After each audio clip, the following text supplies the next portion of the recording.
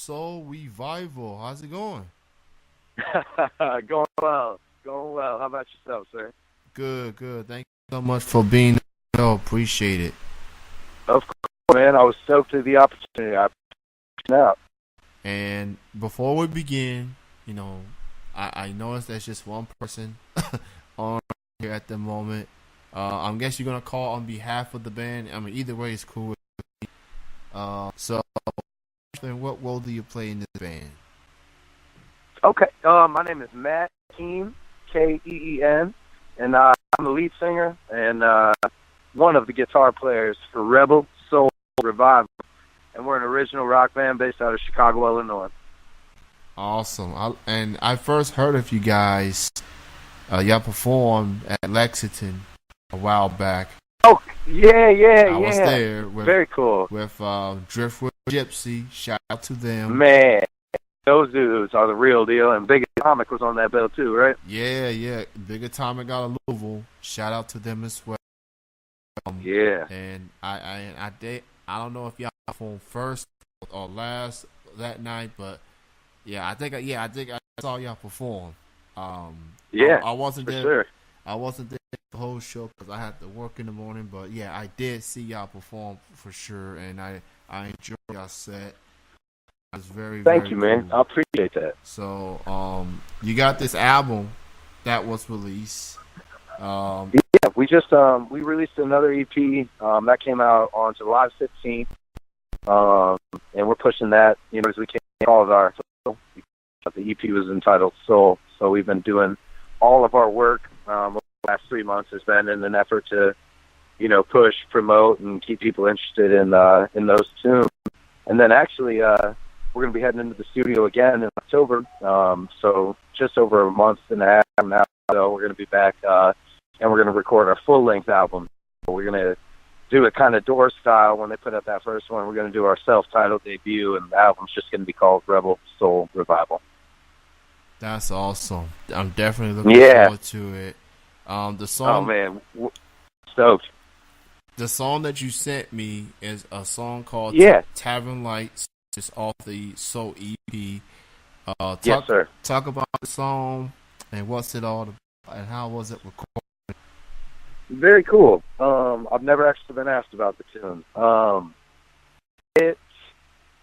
It's kind of. I'm someone who's like a number of ups and downs in my life, and a lot of that, is represented in the music, right, and the lyrics. Especially the content of the lyrics is direct a lot of my own life. But Tavern Lights, just if they're at a bar that you frequent. And if you just look up and you just kind of are there all the time, envision yourself, years from that moment doing the same damn thing. And I was thinking to myself, first lyrics are, "Watch you fade from life beneath the tavern lights. I just can't say why. I don't seem to care." And so it's just kind of a direct tune. For me, it's about trying to be aware of that and take advantage of the time versus, spend it sitting there because that's something I've done in the past. And the tune's kind of an ode to trying to stop that way. And that's why, too, the last lyrics I put in the song were actually because it's hopefully, by the end of it, you're going to be not wanting to do that. But, and then within all that shit, too, I'm like way into for some reason, just like weird cult figures throughout time, especially those who are, I guess, kind of like violent people or criminals of that nature. Like I love Al Capone, Bugsy Malone, all that stuff. But I had this for a while too with like Ed Gein, who's this dude from Wisconsin, who is I don't know, he had some weird tendencies, and they made some movies about him, like Buffalo Bill and type stuff like that. But I was thinking about the Son of Sam. And I just, especially the lyric in there, it's aborted Son of Sam. And I thought, what would the world be like if this dude had never even been around? So trying to draw on some more ethereal stuff and some deep stuff. But yeah, for me, man, that single is just really about, pushing through the day to day and just trying to be the best person you can be versus, the one that's easy. So. That is true. You know, at the crisis, and I feel like with so much going on in this world, and I get it. We all watch TV. We all watch what's going on. You got all these celebrities and their nice life and glitz and glam, if you will. And we were like, I want to be that. I want to be where they at. But those people have the hard work to get to where they are. And, you know, people want to take shortcuts, unfortunately. And you're not going to succeed taking shortcuts. You got to struggle before you succeed.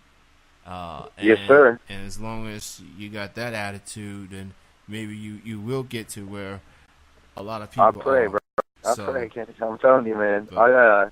You know, Neil Young has this line that was, you know, something like that, spontaneously and instantaneously. And I would like to Rebel Soul Revival into a platform that people can identify with forever. So I don't want to just be a flash in the pan. It's got to be for life. And so, especially too within writing music, it's about, you know, putting our best foot forward, and that's why it took so long to get tunes out. But it would be really easy to just put stuff there. But now it's like we just got to be the best we can be all the time, and that's how hopefully, you know, people will come to know us. And as we've seen over the last 3 years of really working, you know, it's starting to grow, and we're starting to get some love. So one of my favorite metaphors and analogies that I always like to use when it comes to music is chefs. You know, chefs, they take a lot of pride and dedication cooking the best food possible. And yes, it's going to take 20, 30 minutes to make sure the food is right. You know, and these customers are paying hard-earned money to make sure this food is right. So if you're going to get it done, you got to get it done right. And as far as for music, that there's so much y'all can go, so many directions y'all can go, but it takes time. It takes, you know, line for lyric. It takes many hours in the studio making sure the vocals are on point. And look, yes, sir. I'm guilty of, like, when I hear one song, I want to hear more. Like I scroll through the album, I listen song for song. Like, man, I like this, man. I want more. Everybody strives for more, but people, artists, night, it takes days, months. It may take even years. So it's just you know, people. Well, yeah, man. Yeah, I mean, you know, that's the interesting thing with it, and that's always something I told from the day we founded the group and we started working with this current lineup was 1 or 1,000. They're going to get the same show, and that approach really, really gained us fans who are committed to our music because, you know, we've never shortchanged an audience, and I don't ever intend to.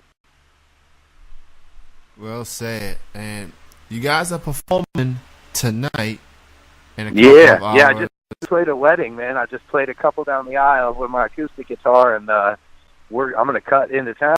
And, we're playing at Cookie Bear this evening, which is directly across the street from Wrigley Field, you know, where the Chicago Cubs lay it down. And, we're hitting at 10 o'clock tonight. $5 cover. Generally, man, we play in the city a lot, but we get around, you know, and most of all that stuff you can find at rebelsoulrevival.com /shows if you're interested in that. Otherwise, just the website will always keep everyone up to date. And we got an active Facebook page as well. All of our handles you can find us everywhere you want to find us. I like this name, Cubby Air Wrigleyville. Yes, sir. I'm just assume that a fan may have came up with that name. That's a fair guess. Yeah, but hey, look, after what that team has been through and the fan base, you know, you ain't kidding.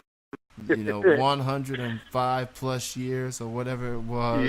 Yep. Look, I've never been at a baseball game, let alone a baseball series that I watched at the World Series this past fall, and it's, you know, both teams look in their drought. Now, obviously, Cleveland Cavaliers before the Indians win the World Series, but trying to get in that second championship, which is rare just to get one. But Chicago, yes, man, sir. Look, I'm a Reds fan, but I okay. but I was rooting for y'all.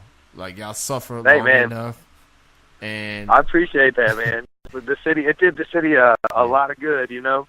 And it was definitely one of the best baseball I've seen in a long time. I think the last time I've been excited about baseball was when McGwire and Sosa had that chase, but unfortunately, yep. that led to some controversy behind it. But I saw this, McGwire, man. I was at Lambert it was at Busch Stadium in St. Louis, the old one. I saw McGwire hit his third longest on that day. But you know what? I never honestly have really gotten into sports either, man. For the most part myself, and then you couldn't help but watch that series. That was a hell of a series.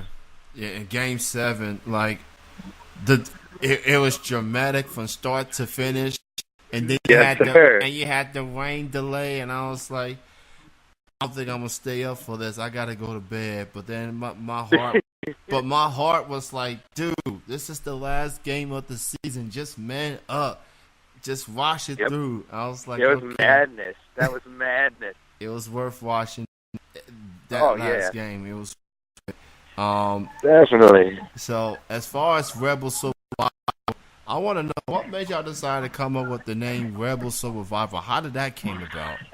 That was, I'd had the idea for that name for a long time, man. I just kind of, like I said, I've had an interesting life. I'm only 27, I'm about to be 28, but I've been in trouble for sure with the law, through all that, and like I've burned bridges with good people and friends and family, and just I guess there's always been a part of me too. I'm originally from outside of Oklahoma City, a town called Edmond, Oklahoma. And there's always this part of me that I just, I don't really care for being necessarily like soft in this in the current generation that we live in. Like I still like to very much still embody like what my grandpa. You get scars on your knuckles, and you bleed, you fight, you shake hands, you move on. And I thought, Rebel Soul was just kind of like this wild child identity that I with stage as the front man, and I thought I totally was biting on the Creedence Clearwater Revival, because those dudes idea for their band was 3 words with 3 individual meanings. When combined, it means something in its own right, and that's what I thought with Rebel Soul Revival. I thought, this is who I am, man. I mean, I love to I just love to be myself, and strive to continue to do that in a world where it's very, very easy to take kind of a plastic approach and do what's comfortable and what people like. And I mean, just even striking out as an original band is a rebel movement these days, because so many people aren't interested, So there's just an willingness to embrace kind of like the bad wild child side of each individual member. And when I found the 3 other dudes who are in the band now, I really thought, these guys are the real deal, and that's why I chose them for the act. So we all kind of embodied the name, and within that, it's really leading to some good rock and roll. For more info on Rebel Soul Revival, you can check them out at their website, rebelsoulrevival.com. All the social media. You can go pick up the EP called Soul. Yeah. Go get that. I appreciate that, Kenny. I love the EP. It's available pretty much everywhere. Yep. And yes, it is. And luckily I just got my Spotify account. So I'm starting making playlists and stuff. So I'm definitely gonna add Rebel Soul Revival into the mix for sure. I appreciate that, bro. So you have had a very long day. You was at a wedding. Now you're preparing for a show. And I appreciate you being on. Continued success. Tell the rest of the band I said hello, and have a great show tonight. Thank you so much, Kenny. I'll look forward to chatting soon, bro. All right. Good night, man.